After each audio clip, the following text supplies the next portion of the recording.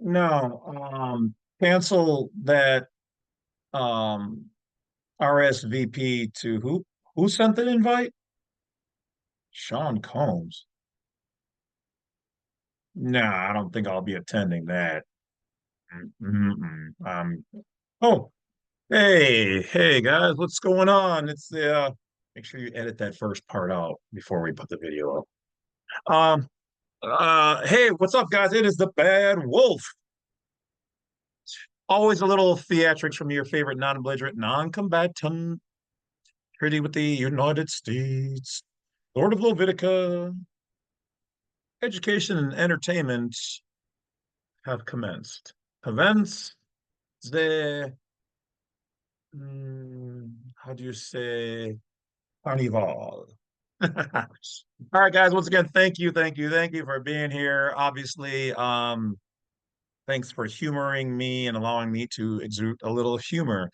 So, just gonna sip a little of Granny's peach tea. Oh, it's so good. Somebody might catch the reference out there. Um, Thank you for supporting all the channels. Thank you for supporting all the information and me. Once again, I appreciate each and every one of you guys. So, what is this particular video about? It is going to be about a Speedy Gonzalez trial. No, I'm just kidding. Something like that, though. So, this is about the Speedy Trial Act of 1974 and what it means. So, let's investigate this, okay? Let's take a look and see what we can find. I'm not really sure whose accent that is, so it's gonna offend everybody equally because that's what we do as Americans. All right, so let's share the screen and see what we can find.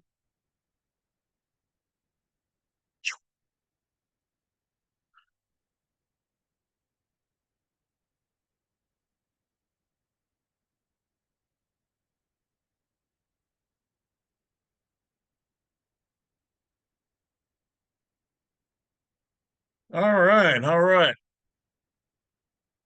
So let's take a look, I guess, at Cornell Law. You know, they like to watch me.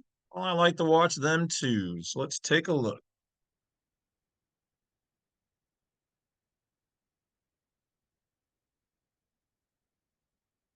Right, all right. Let's see here.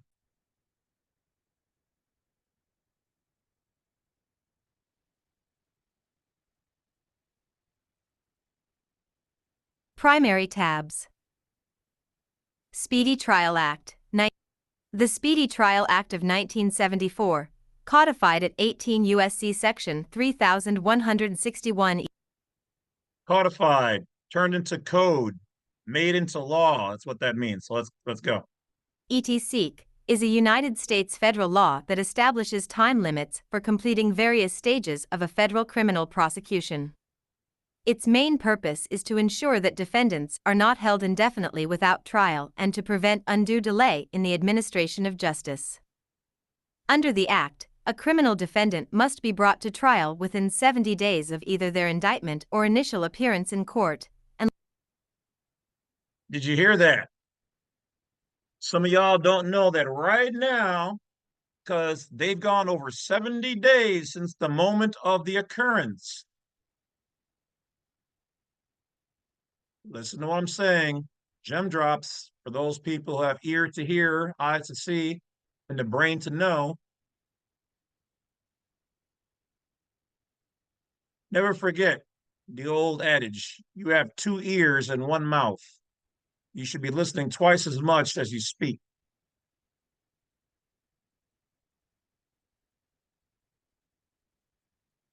You are not to be held indefinitely without trial.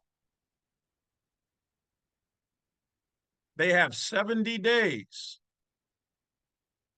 from the initial indictment or initial appearance in court to conclude this matter.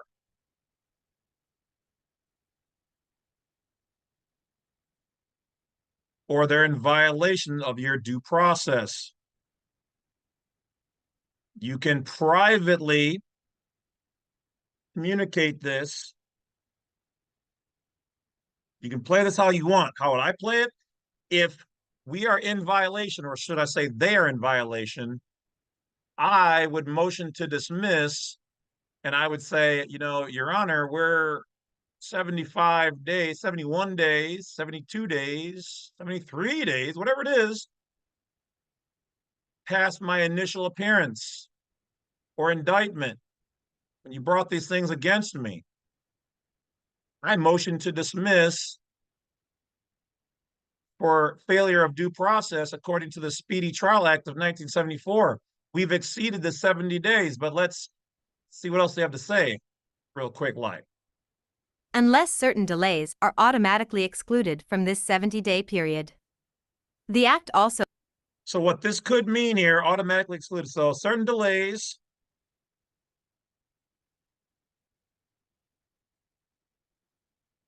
causing it to go past here, like let's say maybe COVID or COVID as in COVID.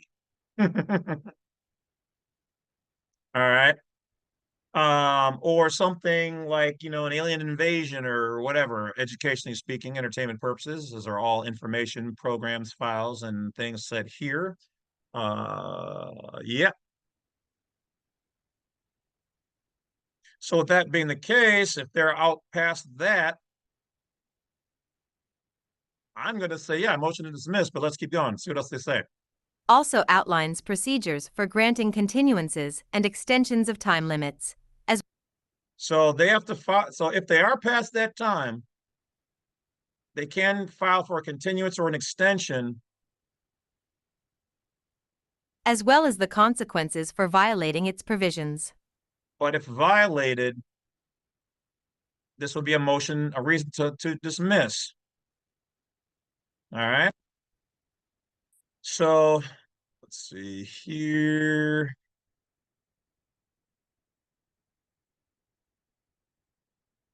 There it is.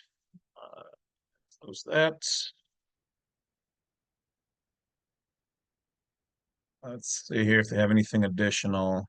Okay, they talk about court cases. We don't need all that. You guys get the idea of it.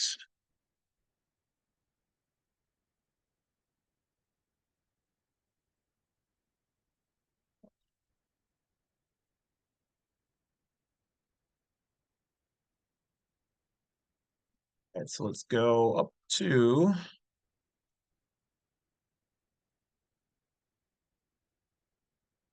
all right. So in one of the particular cases, they had the case had gone 7 months. And so they issued in a motion to dismiss the matter pursuant to the fact that it shouldn't have been no more than 70 days of doing all of this.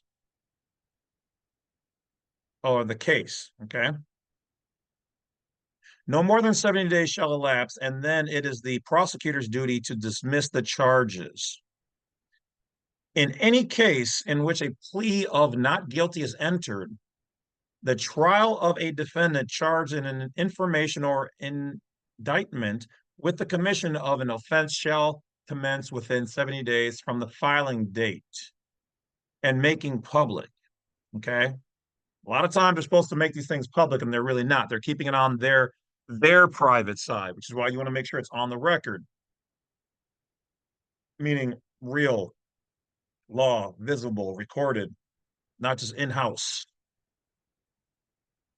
Okay, that the defendant has appeared before a judicial officer of the court in which such charge is pending, whichever date last occurs. If a defendant consents in writing to be tried before a magistrate on a complaint, the trial shall commence within 70 days from the date of such consent. The remedy for a violation of a defendant's Sixth Amendment speedy trial right is a dismissal of the charges with prejudice. You guys have heard me say that before, right? So let's pull up the difference of with prejudice and without prejudice. What is the difference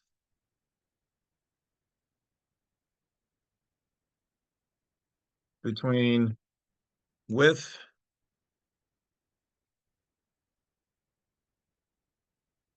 prejudice or without? Now, we've covered this before, but just because it popped up here, some of you guys aren't using these things properly. So I want you guys to hear it from the source itself. So the difference between with prejudice and without prejudice in legal terms, now notice it said in legal. So we're going into the legal system, which is different than lawful, first of all. With prejudice, the case is dismissed permanently and cannot be brought back to court.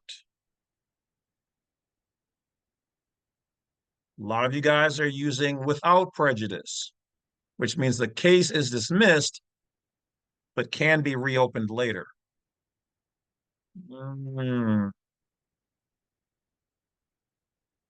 Now, some of you guys might remember the old story of when I first started doing this information, put it out there, and a lot of people were just taking little bits of it and just running off with it and using it right away. And the one guy in court, when using without prejudice, didn't know the difference between the two, said the one, and then the judge asked him, well, what does that mean? See, judges will play stupid to see what you know. It's a time waster, but it's also a way of them trapping you.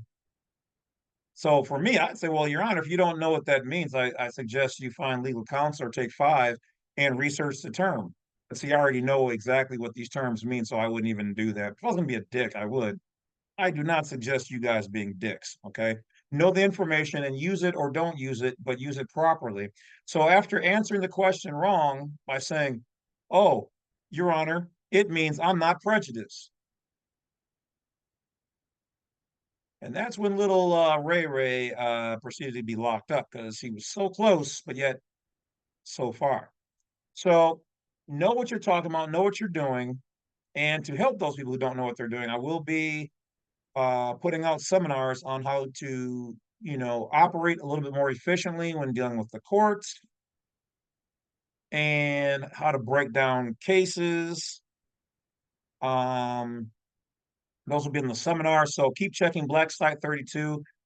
Within the next 30 days, we should be doing the seminars. Some will be for pay, some will be for free. And if you want to, I always will try to have a cheaper or free version of everything that we do. But if you guys want the master classes, meaning I'll tell you this, if I'm charging for the class or the seminar or whatever else, it's because it's going to be fire information and it's going to teach you guys how to see things. I'm not going to just show you like here's the information, go do it, but how to build it. Because you need to know how to build. You need to know how to take something from nothing and research it properly. So some of them are going to be some lengthy videos, and some of them are going to be a little bit more pricey. And then there's going to be the lower versions of them where you get the basics of how to move. But if you actually want to be able to do this, like some other people already have learned from what I've taught, and then go out and do your own cases or help people or help yourself, then you will know it. Because very few people out there are teaching what I'm teaching and how I'm teaching it so that everybody can understand it and use it. One lady out there who's been doing it already helped or basically won 5 cases without having a master class from me, just by studying all the videos. It's all right here, guys. It's all in bits and pieces. But as education and entertainment, you can use it how you see fit. So there you have it. You guys now know what the speedy trial is, and that you guys can keep that in mind to use it. You guys now also know what the difference is between with prejudice and without prejudice, and that when using these things, you guys are in the legal system utilizing, and here's the brand new one,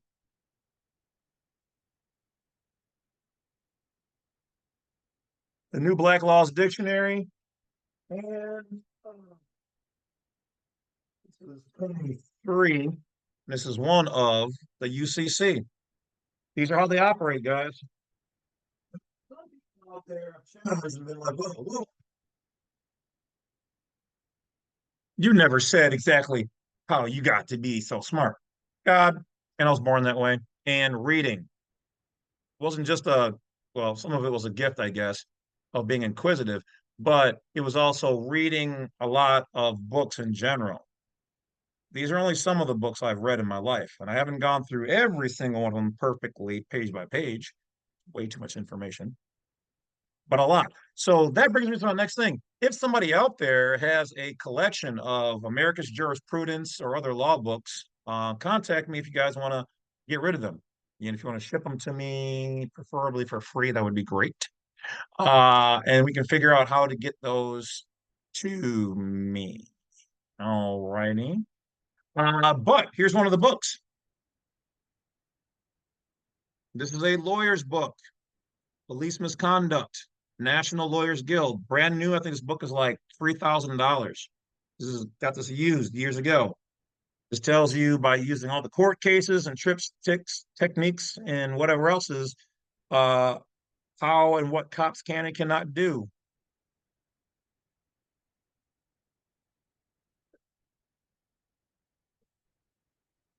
That's just one of the books. Pretrial motions and criminal prosecutions. So, how is it that I know these things and we're able to beat court cases? Because we're reading their books. And almost every one of them, when I open them up on the bottom, you can't really see it here, but they all refer to Supreme Court rulings.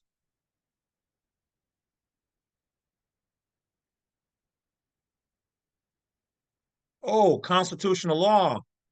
The lawyers and whoever else will have you go, or attorneys, is like, oh, constitutional law, depending on who you talk to.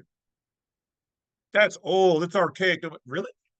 Because it's the very foundation that you guys have the ability to do what you're doing. You're doing it on our land. You guys might be doing more of your international maritime business on our American, in the geographical sense, land, but it's still constitutional. We gave you guys the power to do these things. And we can take the power back. Or force your system to shut down or to change if enough people overstand this information and use it. That's up to you. I don't care what you do. I'm still going to do me and do mine, take care of all what I got and move forward. But if you want to know what's really going on, then I suggest you start to read and learn or not. The system needs employees and inmates. Either one of those options still makes them money.